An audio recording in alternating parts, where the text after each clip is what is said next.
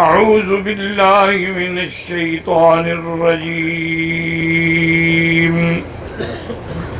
بسم اللہ الرحمن الرحیم رب اشرح لی صدری ویسر لی امری واحلل عقدۃ من لسانی یفقہوا قولی۔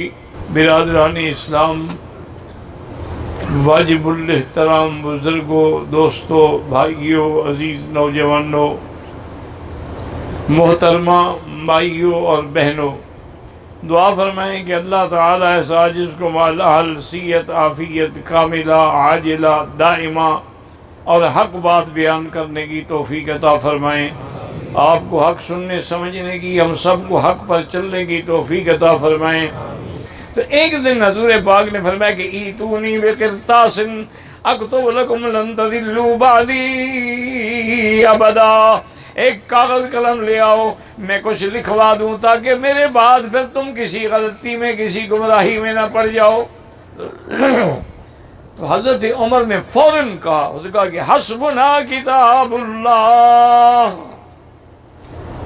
انہوں نے کہا کہ حضور اللہ کا قرآن، وہ مقصد یہ تھا حضرت عمر کا کہ حضور بیمار ہیں، تکلیف ہے۔ اب ہم اس وقت آپ سے اگر دین کا کوئی مسئلہ ہے تو دین تو مکمل ہو گیا، اب مزید حضور کیا لکھیں گے؟ اگر کوئی دنیاوی بات ہے تو پھر ہم حضور کو تکلیف کیوں دیں؟ اسی کو روافض نے اور شیعہ نے بڑا مسئلہ قرطاس بنا کے لوگوں کو گمراہ کیا ہے کہ حضور حضرت علی کی خلافت لکھنا چاہتے تھے لیکن عمر نے نہیں لکھنے دی۔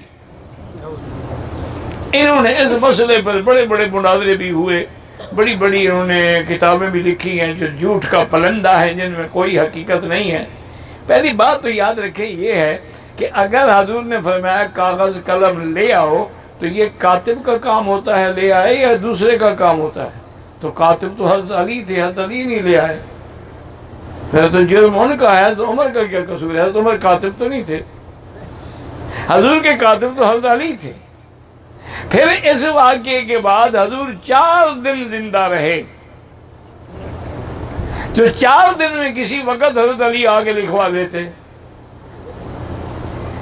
لیکن یہ کہنا کہ جی حضرت علی ڈر گئے تو پھر مشکل کشا کیسے ہوئے؟ مشکل کشا بھی ڈر جاتا ہے۔ تو یہ اصل بات یہ نہیں، اصل بات یہ ہے کہ حضرت عمر ایک دفعہ تورات دیکھ رہے تھے کہ حضور ناراض ہو گئے اور حضور نے فرمایا تھا کہ عمر لو کان موسیٰ حیا لباوسعہ الا اتباعی، اگر آج موسیٰ بھی زندہ ہوتے تو میری اتباع کرتے، تم قرآن کے ہوتے ہوئے تورات پڑھ رہے ہو۔ تو حضرت عمر کے دل میں وہ بات تھی کہ اب بیماری کا وقت ہے، کسی طرح وہ بات حضور کے دل سے نکل جائے، تو حتیٰ کہ اب حضور نے بھی کہا کہ میں لکھ دوں، نے کہا قرآن کافی ہے، حسبنا کتاب اللہ، جب اللہ کا قرآن موجود ہے تو اور کسی چیز کی کیا ضرورت؟ لیکن ایک بات یاد رکھیں کہ وہ جو حضور لکھوانا چاہتے تھے وہ حضور نے بتا دی، وہ 3 باتیں تھیں۔ یہ روافض تو ایسے انا للہ و انا الیہ راجعون، نہ ان کی کوئی اصل ہے، نہ ان کا کوئی نقل ہے، نہ کوئی بنیاد ہے، تمام روایات الف سے لے کر یہ تک جھوٹی کرتے ہیں۔ ایک دفعہ حضرت عباس نے حضرت علی سے آگے کہا کہ علی بات سنو، انی اعلم بعلامات موت قریش، قریشیوں کی موت کے وقت جو علامتیں ہیں نا وہ میں جانتا ہوں، حضور کی موت کا وقت قریب آ گیا، میں تمہیں مشورہ دیتا ہوں کہ تم حضور سے خلافت لکھوا لو تاکہ آپ کے بعد کوئی جھگڑا ہی نہ ہو۔ حضرت علی نے کہا کہ میں حضور کیا کہہ رہے ہو؟ واللہ مجھے اللہ کی قسم ہے میں حضور سے نہیں لکھواؤں گا۔ انہوں نے کہا کیا مطلب؟ انہوں نے کہا بات سنو، اگر حضور نے لکھ دیا تو الحمدللہ، اگر حضور نے انکار کر دیا نا پھر ہمارے خاندان میں بھی کبھی خلافت نہیں آئے گی۔ اس مسئلے کو اللہ پہ چھوڑ دو، جو اللہ چاہیں گے وہی ہوگا۔ تو حضرت خود ہی لکھوانا چاہتے تھے، اور وہ 3 باتیں تھیں جو حضور لکھوانا چاہتے۔ ایک بات یہ تھی اخرج المشرکین والیہود عن جزیرۃ العرب، میرے بعد جزیرت العرب سے مشرکین اور یہودیوں کو نکال دو۔ اور دوسری بات یہ تھی کہ اکرموا وفود القادمہ، باہر کے جو سفیر آئے، جو وفد آئے، ان کا اکرام کیا کرو، عزت کیا کرو، احترام کیا کرو۔ اور دوسری بات آپ نے فرمائی تمسکوا بکتاب اللہ، اللہ کے قرآن کی رسی کو مضبوطی سے پکڑ کے رکھنا۔ یہ تین چیزیں تھیں جو حضور لکھوانا چاہتے تھے، حضور نے بتلا دی۔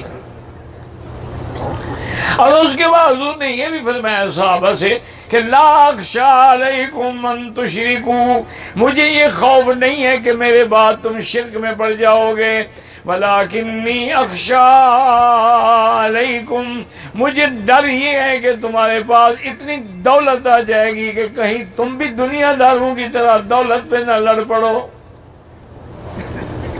اللہ کی شان یہ ہے کہ حضور کے گھر میں 12 دینار رکھے ہوئے تھے، حالانکہ یاد رکھیں حضور کی وفات کے بعد حضور کے پاس کچھ بھی نہیں تھا، جو کچھ تھا فرمایا ما ترکنا فصدقۃ، خیرات کر دو۔ بی بی عائشہ سے کہا انفقیہا فی سبیل اللہ، وہ 12 دینار بھی خیرات کر دو، میں نہیں چاہتا کہ میں اللہ کے پاس جاؤں اور میرے گھر میں سونا پڑا ہو۔